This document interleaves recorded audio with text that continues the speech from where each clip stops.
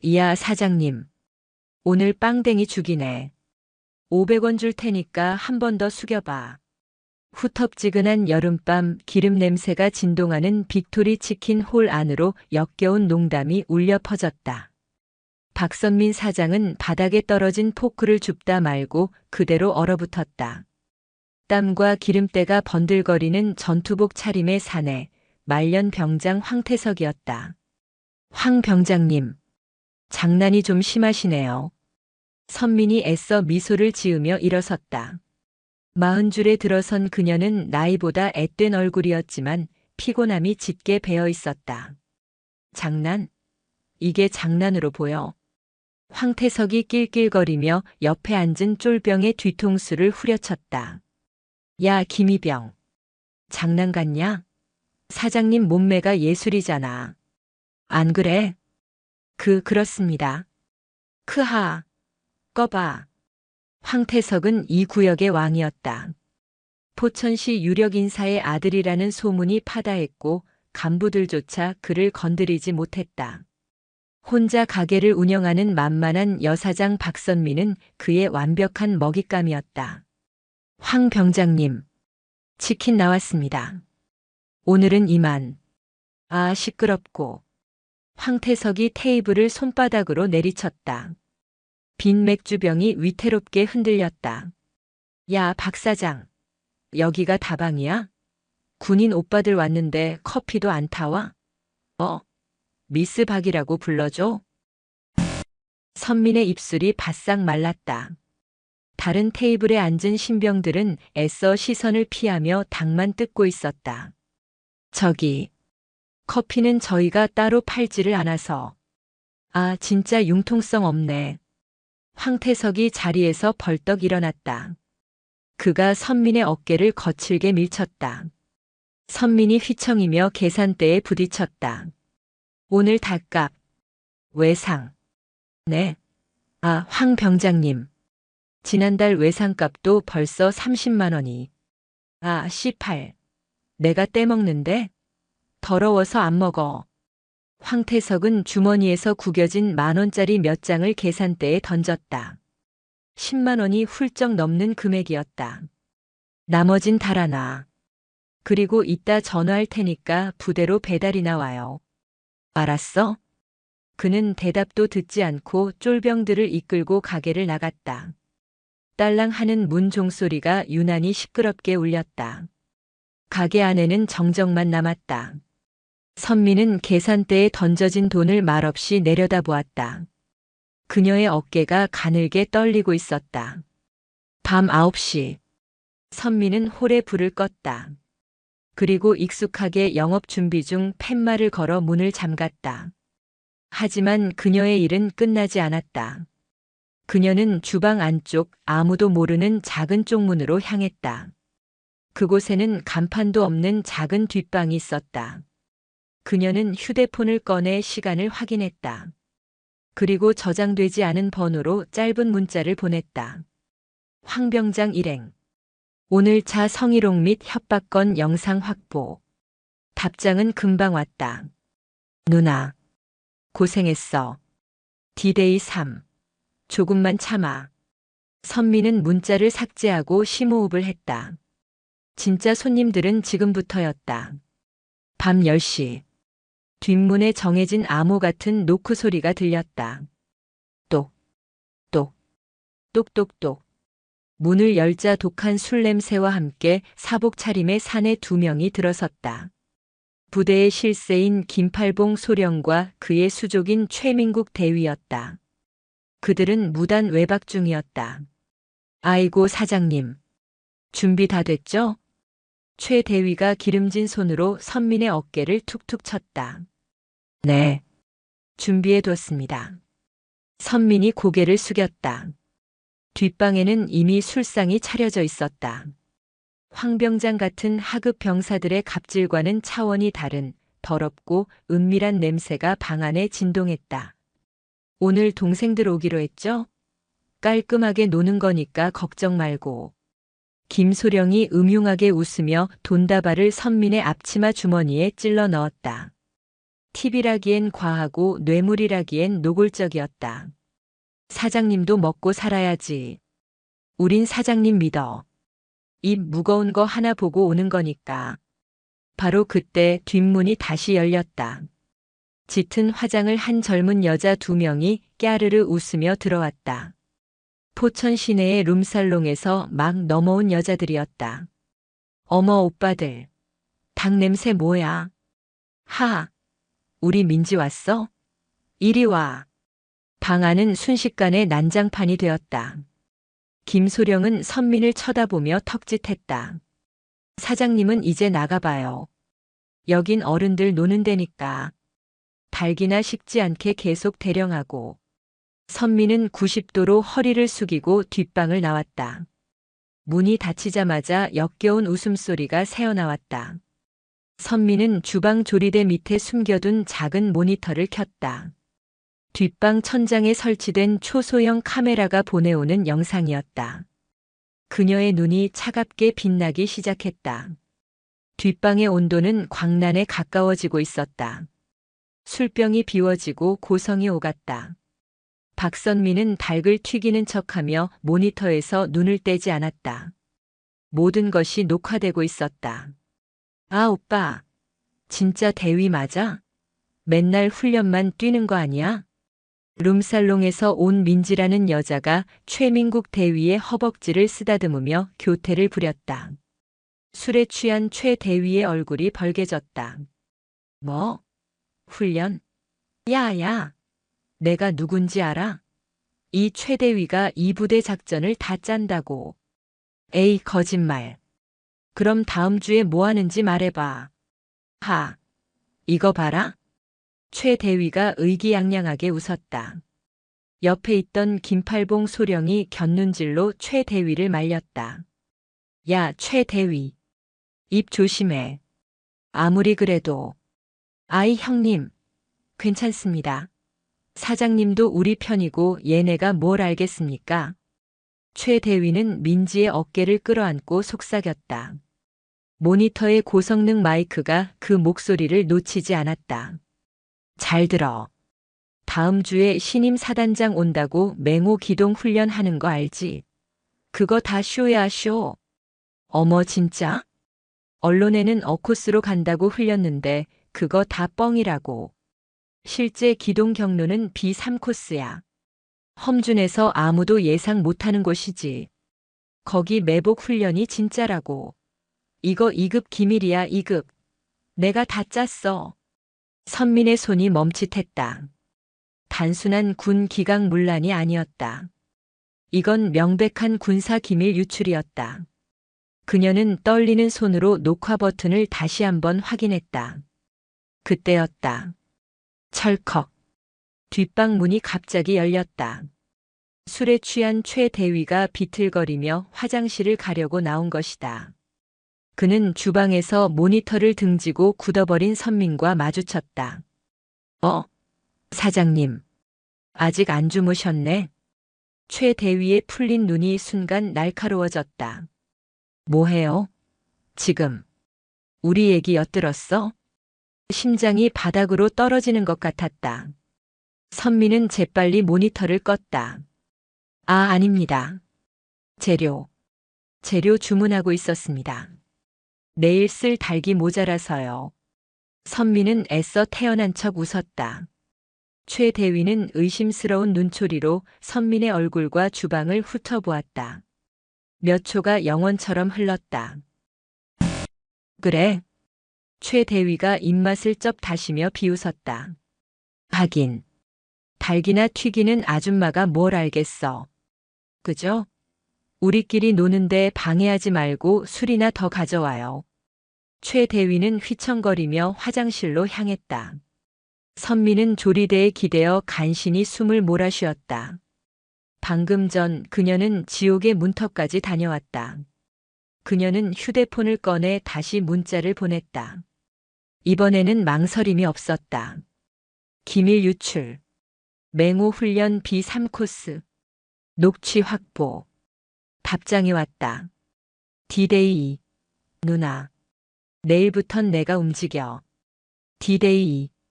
박선미는 동생의 문자를 보고 계획대로 움직이기로 했다. 부패의 정도를 확인하기 위한 마지막 시험이었다. 그녀는 아침 일찍 가게 전화를 들고 독사사단 헌병대군 사경찰 사무실로 전화를 걸었다. 저기, 빅토리 치킨 사장인데요. 어제 황태석 병장 일행이 와서 기물을 파손하고, 그녀는 어젯밤 황 병장의 만행을 최대한 침착하게 설명했다. 전화를 받은 헌병대 행정관 상사의 목소리는 귀찮음으로 가득했다. 아, 사장님. 또 황 병장입니까? 네. 또라니요? 걔 때문에 민원 들어온 게 한두 번이 아니라서요. 근데 사장님, 걔 빽이 누군지 아세요? 걔 아버지가 저기 포천시장님이랑 형님 동생 하는 사이입니다. 행정관이 한숨을 내쉬었다. 똥은 피하는 게 상책입니다. 우리가 뭘 어떡합니까? 말년이라 곧 전역할 텐데 그냥 조금만 참으시죠. 네. 딸깍. 전화가 끊겼다. 이것이 이 부대의 현주소였다. 신고는 묵살되었고 부패는 시스템이 되어버렸다. 그리고 예상대로 보복은 즉시 찾아왔다. 오후 2시 가게 문이 부서져라 열렸다. 황태석이었다. 어제와 달리 그는 혼자였다. 그리고 그의 눈은 분노로 이글거리고 있었다. 야, 박 사장. 그의 목소리는 얼음장처럼 차가웠다. 내가 날 찔렀냐? 이 미친 여편네가 간땡이가 부었네. 황 병장님. 그게 무슨. 닥쳐. 황태석은 선민의 멱살을 잡고 계산대로 밀어붙였다. 내가 경고했지. 나 건들지 말라고.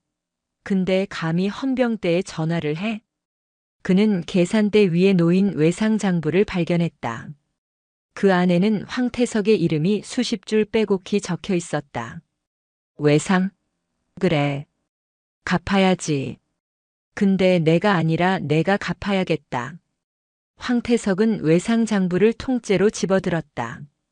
그리고 망설임 없이 펄펄 끓고 있는 닭튀김기 속으로 장부를 쳐넣었다.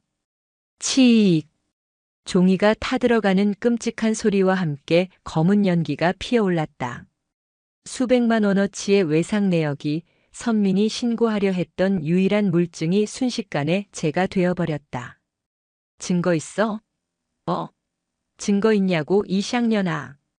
황태석은 미친놈처럼 웃으며 주방을 뒤엎기 시작했다.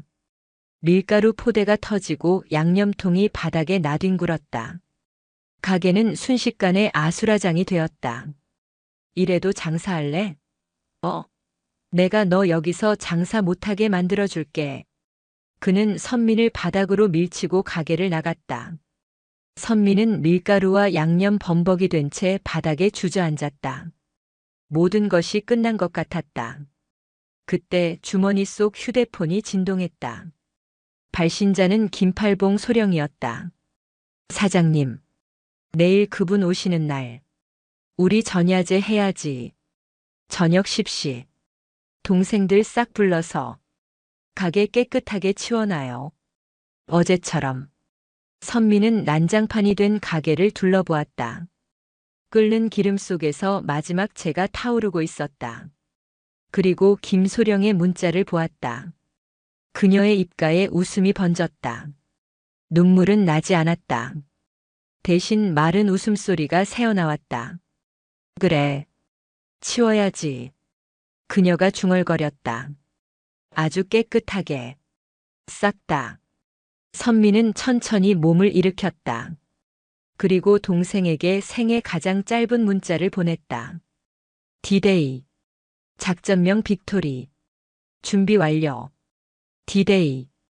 경기도 포천시 이동면 독사사단의 하늘은 유난히 맑았다. 부대의 모든 것이 반짝였다. 물론 며칠 밤낮으로 병사들이 쓸고 닦은 덕이었다. 연병장 구석의 잡초는 모조리 뽑혔고 바위는 검은색 유성 페인트로 칠해져 위엄을 더했다. 사단 사령부 대강당. 신임 사단장 박진우 소장의 취임식이 거행되고 있었다. 이에 본인은 독사사단의 빛나는 전통을 이어받아 적과 싸워 반드시 승리하는 부대, 국민에게 신뢰받는 부대를 만들기 위해 박진우 소장은 단상 위에서 흔들림 없는 목소리로 취임사를 읽어내려갔다. 그는 40 중반을 갓 넘긴 나이에도 불구하고 날카로운 눈매와 굳게 닫힌 입술로 좌중을 압도했다. 그에게서는 웃음기나 관료적인 타성을 찾아볼 수 없었다. 그저 차갑고 날카로운 강철 같은 의지만이 느껴졌다.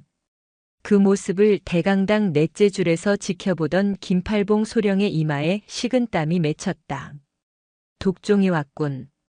그는 옆자리에 뻣뻣하게 굳어있는 최민국 대위를 팔꿈치로 툭 쳤다. 정신 차려. 저런 양반일수록 첫인상이 중요해. 김소령은 취임식이 끝나자마자 신임 사단장에게 달려가 우렁찬 목소리로 경례를 붙였다. 충성. 제55대대 작전부관 김팔봉 소령입니다. 사단장님의 부임을 진심으로 환영합니다. 박진우 소장은 김소령을 잠시 바라보았다. 그의 시선은 마치 엑스레이처럼 김소령의 속을 꿰뚫는 듯 했다. 김소령. 반갑군. 사단장님, 오늘 저녁 부대 현황 보고 준비되어 있습니다. 특히 다음 주 맹호 기동 훈련 계획을 알고 있다. 박진우가 김소령의 말을 잘랐다. 보고는 내일 아침에 받겠다. 오늘은 사단장도 참모도 모두 퇴근 후 가족과 시간을 보내도록. 부임 첫날부터 야근시키는 사단장 되고 싶지 않군. 예상치 못한 관대한 조치에 김소령과 최 대위의 얼굴이 환해졌다. 역시 명장이십니다. 사단장님. 최 대위가 알랑거리며 외쳤다. 그럼 저희는 이만 물러가 보겠습니다. 충성. 사단장실을 빠져나온 두 사람은 서로를 보며 음흉한 미소를 교환했다. 봤냐? 꽉 막힌 새님인 줄 알았더니 웬일로 풀어준대? 최 대위가 신이 나서 말했다. 하늘이 우릴 돕는군. 가자.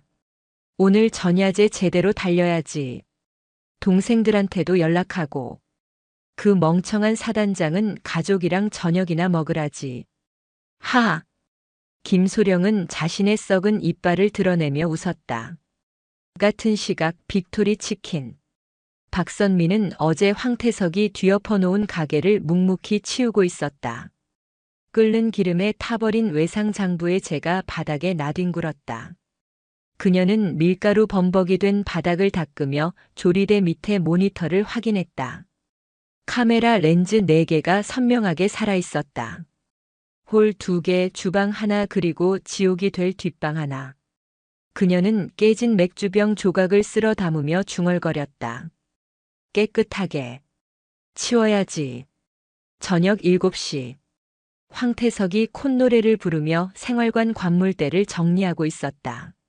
내일이면 저녁이었다. 야, 김이병. 오늘 저녁 부대 짬밥 뭐냐? 예. 아. 닭. 닭곰탕인 것 같습니다. 닭. 씨발 닭은 지겹지. 야, 오늘 내 저녁 파티다. 전원 집합시켜. 예. 어디로 말입니까? 황태석이 비열하게 웃었다. 어디긴.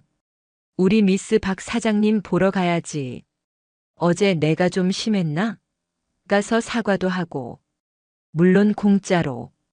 황태석은 자신의 백을 믿었다. 헌병대에 찔러도 소용없다는 것을 확인한 그는 이제 거칠 것이 없었다. 그는 빅토리 치킨의 여사장을 완전히 굴복시키기로 마음먹었다. 그 시각 박진우 사단장은 관사에도 들르지 않은 채 사단장 전용 지휘 차량에 앉아 있었다. 그는 전투복을 사복으로 갈아입었다.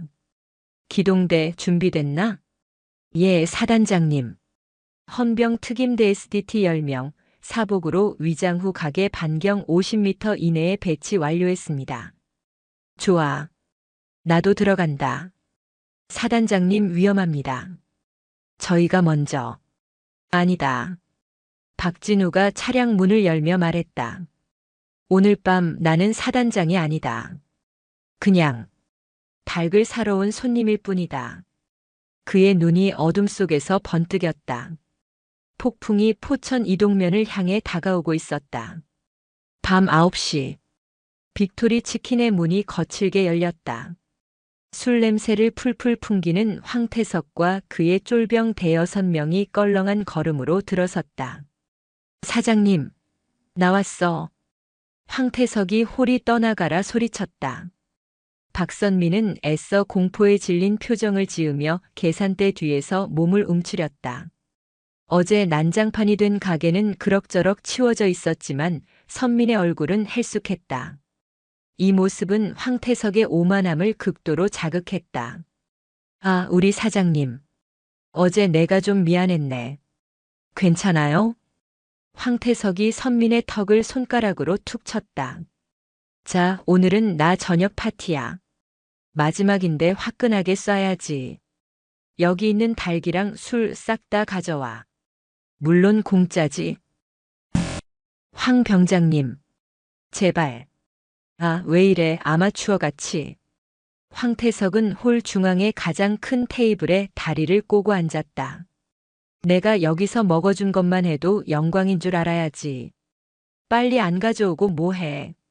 선민이 마지못해 주방으로 들어가자 병사들의 역겨운 농담이 시작됐다.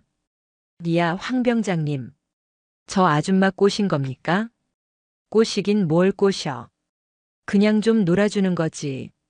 안 그래, 사장님? 그때였다. 뒷문에서 똑똑, 똑똑똑. 정해진 노크 소리가 들렸다. 선민의 심장이 쿵쾅거렸다. 진짜 사냥감들이었다. 저 잠시만요. 선민은 황급히 뒷문으로 향했다. 황태석은 기분이 나쁘다는 듯 혀를 찼다. 씨발, 전현이 누굴 먼저 챙기는 거야?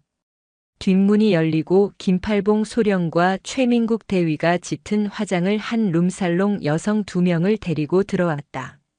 사장님, 늦었네. 조용히. 저기 홀의 황 병장이. 김소령이 홀 쪽을 힐끔 보더니 경멸스럽게 코웃음을 쳤다. 저 똥파리 새끼들. 신경 꺼. 우린 우리끼리 놀면 돼. 뒷방 준비됐지? 네. 하. 가자, 민지야. 오늘은 오빠가 제대로 놀아줄게. 최 대위가 여자의 허리를 감싸고 뒷방으로 사라졌다. 김소령은 선민에게 돈다발을 찔러주며 속삭였다. 저 새끼들 신경 쓰지 말고 이쪽 안주나 잘 챙겨. 알지? 쾅. 뒷방 문이 닫혔다. 빅토리 치킨은 기괴한 공간이 되었다.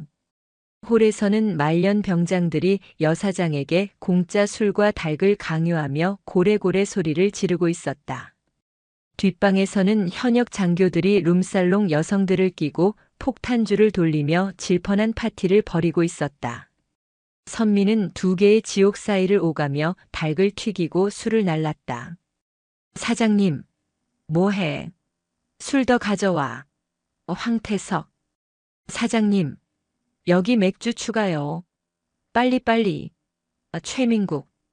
그녀는 문자 그대로 영혼이 갈려나가고 있었다. 마침내 황태석이 인내심의 한계를 느꼈다. 그는 술에 취해 비틀거리며 선민의 팔목을 거칠게 잡아챘다. 야, 박 사장. 너 자꾸 저 뒷방만 챙길래? 황태석이 선민을 홀 중앙으로 끌어냈다. 오늘 나 저녁 파티라고 했지. 서비스가 너무 약하네. 그가 선민을 위아래로 훑어보며 비웃었다. 사장님, 춤 잘 춰? 내 마지막인데 춤 한번 춰봐. 그럼 외상값. 반은 깎아줄게. 어때? 이러지 마세요. 놓으세요.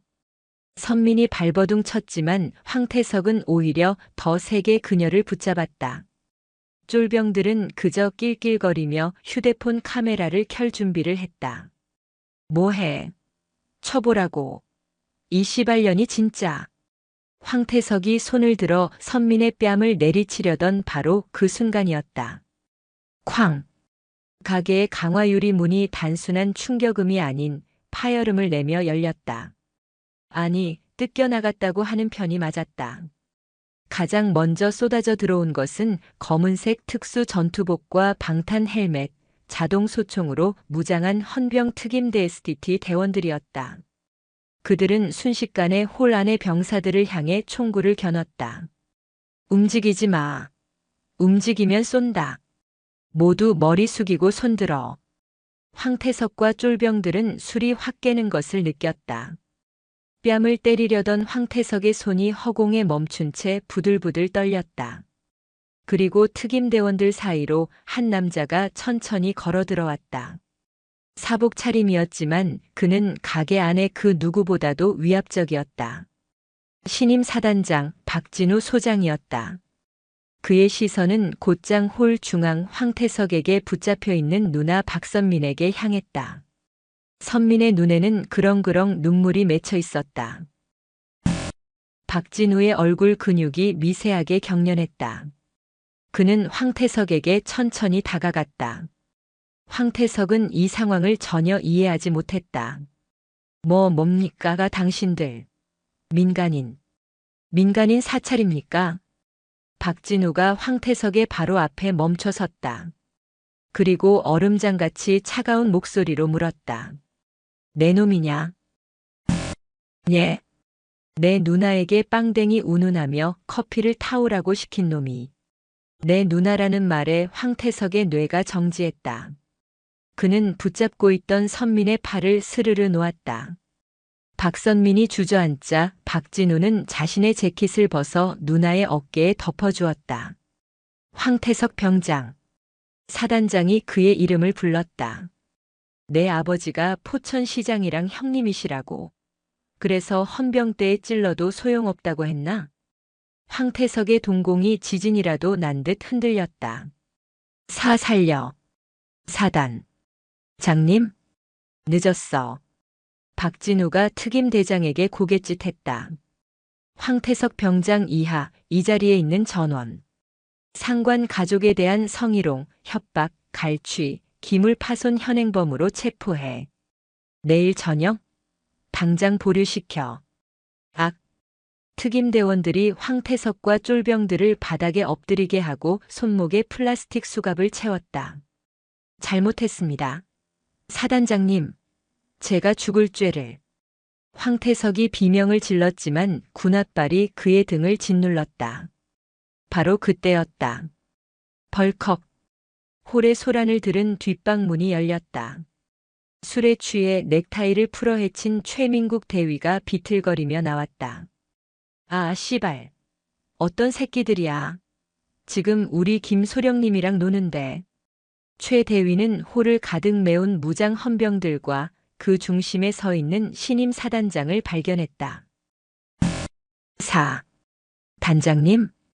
그의 뒤로 룸살롱 여자들과 속옷바람의 김팔봉 소령이 경악한 얼굴로 튀어나왔다. 무슨 일입니까, 사단장님? 이건 오해. 김소령이 황급히 변명하려 했다. 박진우는 그들을 경멸하듯 바라보며 주머니에서 작은 녹음기를 꺼내 버튼을 눌렀다. 실제 기동 경로는 B3코스라고. 2급 기밀이야. 최민국의 목소리가 가게 안에 선명하게 울려 퍼졌다. 최 대위의 얼굴이 하얗게 질리다 못해 파랗게 변했다. 김소령은 그 자리에 다리가 풀려 주저앉았다. 김팔봉 소령, 최민국 대위. 사단장의 목소리에 살기가 어렸다. 군사기밀보호법 위반, 근무지 무단 이탈, 군내 성매매 알선 및 동참. 그리고 박진우는 뒷방 테이블에 놓인 술병과 안주, 널브러진 옷가지들을 가리켰다. 이 모든 건 지난 한 달간 내 누나가 직접 촬영하고 녹음한 증거다. 사단장님, 함정입니다. 이건 불법. 닥쳐라, 이 매국노 새끼들아.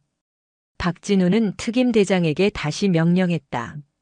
저 간부 같지도 않은 것들과 저 여자들까지 전원 연행해. 저것들은 오늘부로 군복 벗는 게 아니라 감방에서 썩게 될 거다. 충성. 홀과 뒷방은 순식간에 아비규환이 되었다. 박진우는 떨고 있는 누나 박선민에게 다가갔다. 그리고 가게의 정문, 특임대원들이 지키고 선문을 바라보며 나지막이 말했다. 누나, 문 잠가. 선민이 떨리는 손으로 문을 잠갔다. 지금부터 이 부대 대청소 시작이다. 철컥. 박선민이 가게의 잠금 장치를 돌리는 소리가 지옥의 문이 닫히는 소리처럼 울려 퍼졌다. 홀은 완벽한 정적에 휩싸였다. 무장한 헌병 특임대원들이 가게의 모든 출구와 창문을 막아선 채 총구를 바닥으로 내린 준비 자세를 취하고 있었다. 그들은 말이 없었지만 그들의 존재 자체가 홀 안의 공기를 얼어붙게 만들었다. 포박당한 황태석과 쫄병들은 감히 숨소리조차 내지 못하고 바닥에 얼굴을 처박고 있었다. 뒷방에서 끌려나온 김팔봉 소령과 최민국 대위, 그리고 룸살롱 여성 2명은 홀 한가운데 무릎 꿇려 있었다. 속옷 바람이었던 김소령에게는 헌병이 군용 담요를 던져주었지만 그건 배려가 아닌 증거 보존을 위한 조치에 불과했다. 박진우 사단장은 이 모든 광경의 중심에 서 있었다. 그는 누나 박선민을 주방 의자에 앉히고 물 한 잔을 건넨 뒤 천천히 무릎 꿇은 자들에게 다가갔다. 먼저 황태석이었다. 황태석 병장. 예. 사단장님. 내 아버지가 포천에서 힘 좀 쓴다고 했지. 지금 전화해. 예. 전화 말입니까? 황태석의 눈에 잠시 희미한 희망이 어렸다. 아버지가 오면 사단장이라도 함부로 못하겠지. 내 아비에게 똑똑히 전해. 내 놈이 상관 가족을 성희롱하고 협박하고 금품을 갈취했으며 그 모든 현장을 신임 사단장에게 발각당했다고. 그리고 더 큰 사건에 연루되었다고. 더 큰. 저는 저 간부님들이랑 상관없습니다. 저는 그냥 닭 좀. 닥쳐. 박진우의 목소리는 낮았지만 황태석의 귓전을 찢는 듯 했다. 내 놈들이 이 가게에서 저지른 만행이 저것들이 여기서 국가 반역 행위를 할 수 있는 방패막이가 되어줬다는 걸 아직도 모르겠나? 내 놈들은 공범이야. 황태석의 얼굴에서 희망이 사라지고 절망이 들어찼다. 박진우는 시선을 돌려 김팔봉 소령을 쏘아보았다. 김소령은 덜덜 떨면서도 마지막 발악을 시도했다. 사단장님, 이건 명백한 불법 감찰입니다. 민간인을 사주하여 현역 군인을 함정에 빠뜨린. 함정? 박진우가 비웃었다. B3코스. 그게 함정이었나? 룸살롱 여자를 부대 앞으로 불러들여 기미를 떠벌린 게 내가 시킨 일이었냔 말이다. 그것은 증거가. 그 녹음기는 불법. 증거. 박진우가 주방 쪽을 향해 손짓했다. 특임대원 하나가 주방 조리대 밑에 숨겨져 있던 CCTV 녹화 장치 DVR을 통째로 뜯어왔다. 이 가게에는 총 4대의 카메라가 설치되어 있다. 내 놈들이 성매매를 하고 기미를 떠벌리고 내 누나를 협박한 모든 순간이 이 안에 담겨 있지. 박진우는 김소령의 눈앞에 녹화 장치를 흔들었다. 이건 불법 감찰이 아니다.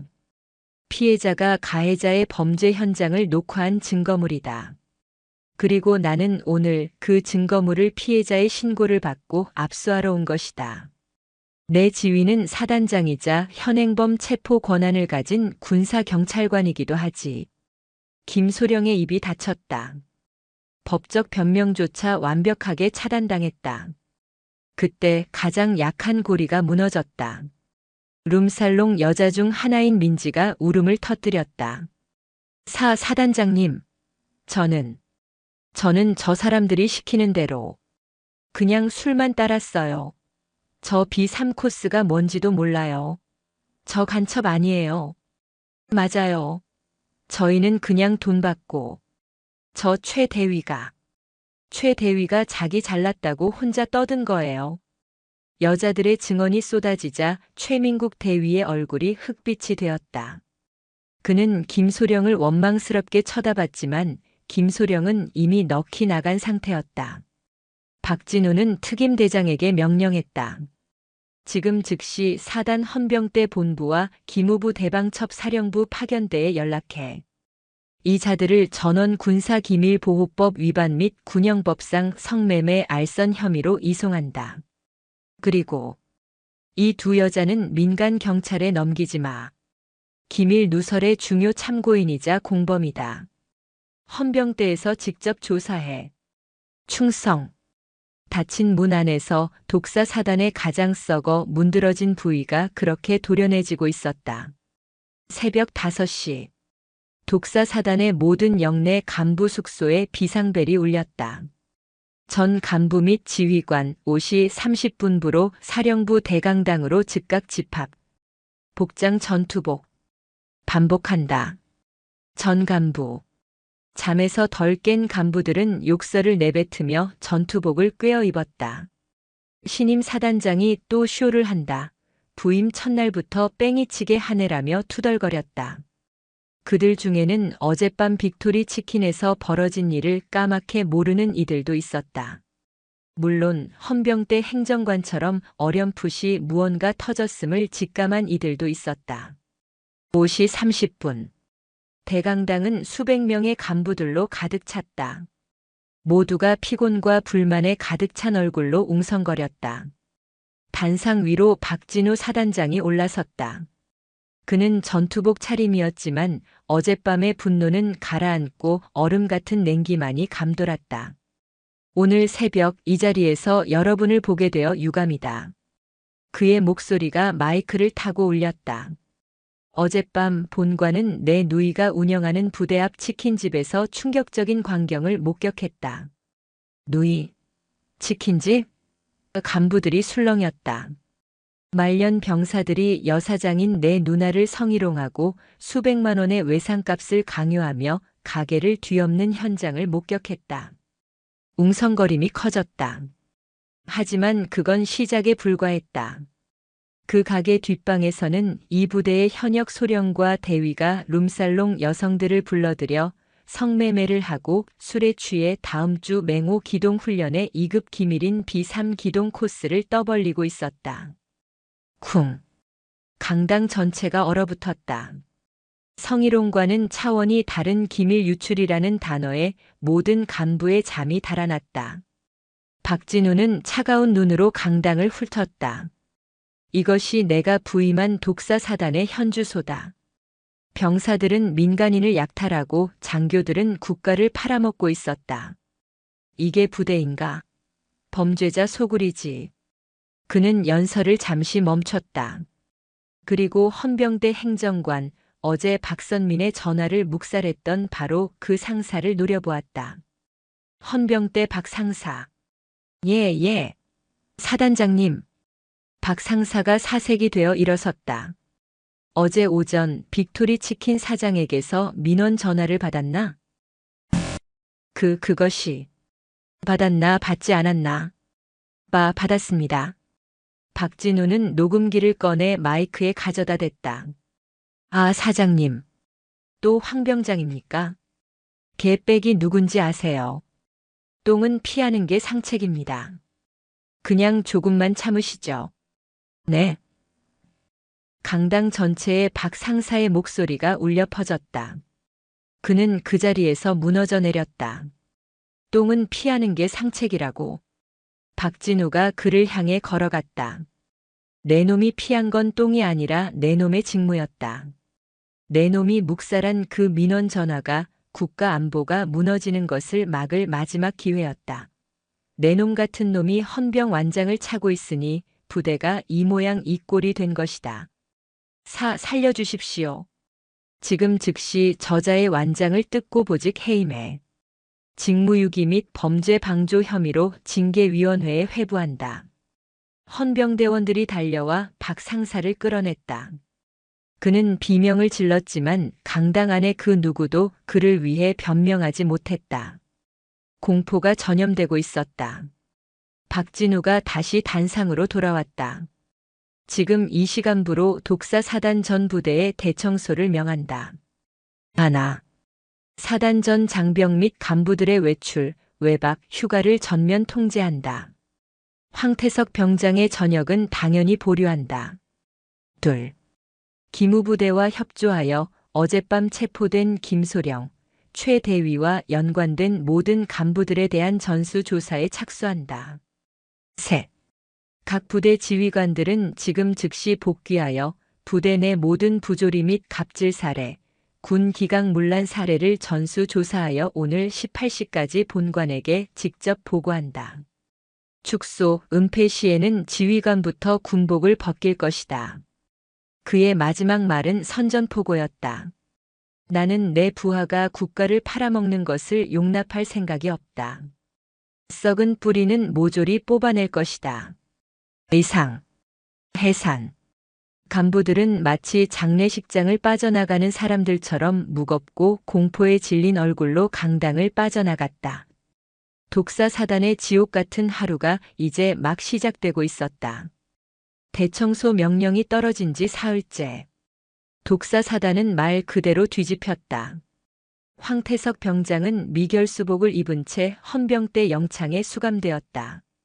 그는 여전히 현실을 부정했지만 매일같이 진행되는 강도 높은 조사에 정신이 피폐해져 갔다. 김팔봉 소령과 최민국 대위는 사단 헌병대가 아닌 국군방첩사령부구 기무사본부로 압송되었다. 그들의 혐의는 단순한 군 기강 문란이 아닌 군사기밀보호법 위반 및 간첩죄에 준하는 이적 행위로 격상되었다.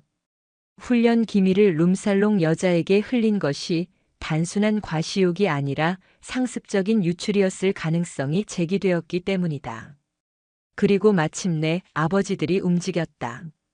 가장 먼저 사단장실을 찾아온 것은 황태석 병장의 아버지, 포천 지역의 유력 인사로 통하는 건설사 대표 황인철이었다. 그는 값비싼 양복 차림으로 마치 박진우 사단장과 단판을 지으러 온 사람처럼 거만했다. 사단장님, 반갑습니다. 포천 토박이 황인철입니다. 그는 박진우가 권하는 차도 마다하고 본론으로 들어갔다. 우리 아들 태석이 말입니다. 내일 모레 저녁인데 젊은 혈기에 실수 좀 한 것 가지고 너무 과하신 것 아닙니까? 박진우는 서류에서 눈을 떼지 않고 대답했다. 황 선생, 실수라고 하셨소? 그럼 실수지. 닭값 좀 외상한 거? 여자 사장한테 농담 좀 한 거? 그게 군사재판까지 갈 일입니까? 사단장님도 젊었을 때. 황 선생. 박진우가 서류를 내려놓고 황인철을 똑바로 쳐다보았다. 당신 아들은 단순한 실수를 한 게 아니오. 내 누나 즉 상관의 가족을 상대로 수개월간 성희롱을 일삼고 금품을 갈취하고 기물을 파손했어. 이건 군형법 이전의 민간 형법으로도 중범죄요. 아니, 그래도 사단장님 누님인 줄은 몰랐다니까. 알았으면 걔가 미쳤다고 그랬겠습니까? 사단장님 체면 봐서라도. 모르고 했으면 용서가 됩니까? 박진우의 목소리가 낮아졌다. 그리고 더 큰 문제는 당신 아들이 날뛰는 바람에 그 가게가 범죄의 소굴이 되었다는 점이요. 황태석이가 가게를 뒤엎고 여사장을 협박하는 동안 그 뒷방에서는 현역 장교들이 국가 기밀을 팔아먹고 있었어. 그게 우리 태석이랑 무슨 상관이 왜 없소? 박진우가 책상을 내리쳤다. 당신 아들이라는 놈이 나는 빽이 있어서 헌병대도 못 건드린다고 떠들고 다니는 바람에 그 가게가 치외법권 지역이 된 거요. 김소령 같은 부패한 간부들이 저 가게는 병사놈들도 저렇게 막 나가는데 우리가 뭔 짓을 해도 신고 못하겠구나 하고 안심하고 범죄를 저지른 거라고. 당신 아들이 방조한 거란 말이오. 황인철은 이마에 핏대를 세우는 박진우의 기세에 눌려 뒷걸음질 쳤다. 나는 황태석 병장을 성희롱으로 재판에 넘기지 않을 거요. 예. 그놈은 국가 안보를 위태롭게 한 중대 범죄를 방조한 혐의로 기소할 거요. 내 권한으로. 황인철의 얼굴이 하얗게 질렸다. 단순 폭행, 협박과는 차원이 다른 이야기였다. 아들의 인생이 완전히 끝장날 수도 있었다. 사단장님, 제발, 제가 무릎이라도 필요 없소. 당신 아들은 법의 심판을 받아야 하오. 그리고 당신도 마찬가지요. 예, 저는 당신 아들이 누굴 믿고 설쳤는지 내가 모를 것 같소? 당신이 포천시장과 가깝다고 헌병대 행정관에게 압력을 넣은 건 당신이 아니오? 박진우는 이미 황인철의 뒤까지 캐고 있었다. 황인철은 다리가 풀려 소파에 주저앉았다. 같은 시각 국군방첩사령부. 김팔봉 소령의 아버지 격인 군단 사령부의 한 장성준장이 사령관실을 들락거리며 선처를 호소하고 있었다. 하지만 방첩사령관은 박진우 사단장이 직접 넘긴 B3코스 녹취록과 뒷방 CCTV 영상을 틀어주며 한마디로 일축했다. 이건 선처의 문제가 아닙니다. 장군님, 이건 반역입니다. 연루된 게 확인되면 장군님도 군복 벗으실 각오하셔야 합니다. 모든 백과 연줄이 박진우 사단장이 쏘아 올린 국가안보라는 거대한 명분 앞에서 힘을 잃고 있었다. 그리고 그 주말, 빅토리 치킨이 다시 문을 열었다. 소문을 들은 병사들은 가게 근처 100m 안으로는 접근조차 하지 못했다. 그때 신병 한 무리가 가게 앞에서 망설이고 있었다. 야, 진짜 가도 되냐? 사단장님 누나 가게라는데. 그래도 치킨은 먹고 싶잖아. 그때 가게 문이 열리고 박선민이 나왔다. 그녀는 더 이상 억지 미소를 짓지 않았다. 들어와요. 닭 튀겨줄게. 신병들이 얼어붙어 가게 안으로 들어섰다. 가게는 깨끗하게 청소되어 있었고 주방에서는 사복 차림의 한 남자가 앞치마를 두르고 닭을 튀기고 있었다. 신병들은 경악했다. 박진우 사단장이었다. 어서 오게. 사단장이 땀을 닦으며 말했다. 우리 누나 치킨이 좀 맛있어. 자, 여긴 서비스. 콜라 마셔. 신병들은 평생 느껴보지 못한 공포와 황홀함 속에서 사단장이 직접 튀기고 사장님이 직접 서빙하는 황제 치킨을 먹기 시작했다. 그날 이후 빅토리 치킨은 단순한 닭집이 아니었다. 그곳은 독사 사단의 살아있는 전설이자 신성 불가침의 성역이 되었다. 그리고 그 가게의 사장 박선미는 사단장님의 누님이라는 장성급에 준하는 암묵적인 지위를 갖게 되었다. 신병들이 사단장과 겸상하며 닭을 뜯었다는 소문은 부대 전체로 퍼져나갔다. 그날 신병들이 느꼈던 공포와 황홀함은 곧 독사 사단의 새로운 군 기강이 되었다. 한 달 뒤, 사단 연병장에서 전례 없는 공개 심판 결과 보고가 열렸다. 사단의 모든 장병이 도열한 가운데 박진우 사단장이 단상에 섰다. 그의 목소리는 마이크를 타고 포천의 차가운 가을 하늘을 갈랐다. 본관은 오늘 지난 한 달간 우리 부대를 좀먹어온 썩은 부위를 도려낸 결과를 전 장병에게 보고한다. 장병들의 숨소리조차 들리지 않았다. 첫째, 김팔봉 소령과 최민국 대위. 이 둘은 군사기밀보호법 위반 군형법상 성매매 알선 및 직무유기 혐의로 어제부로 군사재판에 회부 각각 징역 15년과 징역 12년을 구형받았다. 물론 불명예 전역 파면 및 모든 퇴직금은 환수 조치된다. 징역 15년. 장병들 사이에서 낮은 탄식이 터져나왔다. 살인죄에 버금가는 형량이었다. 국가 기밀을 유출한 대가가 얼마나 무거운지 모두가 뼈저리게 느꼈다. 둘째, 헌병대 소속 박 상사. 상관의 직계 가족이 민원을 제기했음에도 이를 묵살하고 방조한 죄. 직무유기 및 범죄 은닉 혐의로 불명예 전역하면 조치한다. 셋째, 박진우 사단장은 잠시 숨을 골랐다. 모두가 기다리던 이름이었다. 황태석 병장. 연병장 구석 미결수복을 입은 채 헌병들에게 붙들려 서 있던 황태석이 고개를 떨궜다. 상관 가족에 대한 성희롱, 협박, 금품 갈취, 기물 파손. 그리고 이 모든 행위로 부대앞 민간업소를 치외법권지대로 만들어 결과적으로 간부들의 국가 반역 행위를 방조한 중범죄자. 박진우는 황태석을 차갑게 노려보았다. 이에 본관은 황태석 병장의 전역을 취소하고 군 교도소 징역 2년을 명한다. 전역 취소. 그리고 징역 2년. 내일이면 사회인이 될 거라 믿었던 말년 병장의 꿈은 산산조각 났다. 그는 사회가 아닌 국군 교도소로 가게 되었다. 황태석은 그 자리에서 억울합니다. 라고 외치려 했지만 헌병의 손이 그의 입을 막았다. 그는 짐승처럼 울부짖으며 연병장 밖으로 끌려나갔다. 박진우는 그 모습을 끝까지 지켜본 뒤 다시 장병들을 향해 말했다. 나는 여러분에게 묻겠다. 우리가 입은 이 군복은 무엇인가? 민간인을 겁박하고 여성을 희롱하고 국민의 세금으로 산 군수품을 빼돌리라고 국가가 입혀준 옷인가? 아니면 술자리에서 여자에게 과시하기 위해 국가 기밀을 팔아먹으라고 준 계급장인가? 그의 목소리가 사자후처럼 터져나왔다. 아니다. 이 군복은 국민의 생명과 재산을 지키는 최후의 보루다. 썩은 뿌리는 모조리 뽑아냈다. 지금부터 독사사단은 다시 태어난다.